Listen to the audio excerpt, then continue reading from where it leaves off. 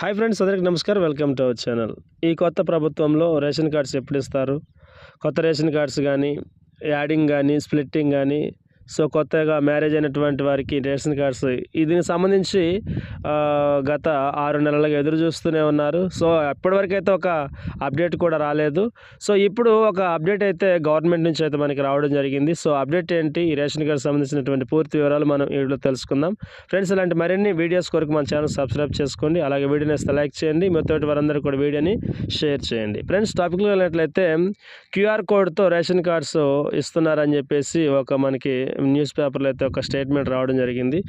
పూర్తి వివరాలు చూసినట్లయితే రూపురేఖలు మార్చేందుకు ప్రభుత్వం కసరత్తు చేస్తున్నట్లుగా మనకు తెలుస్తూ ఉంది. అలాగే నూతనంగా ఎవరికైతే వివాహాలు అయి ఉంటాయో వారికి కొత్త రేషన్ కార్డులు ఇచ్చేటటువంటి ప్రక్రియ త్వరలోనే చేయబోతున్నారు. దానికి సంబంధించి దరఖాస్తులు కూడా స్వీకరించనున్నారనమాట.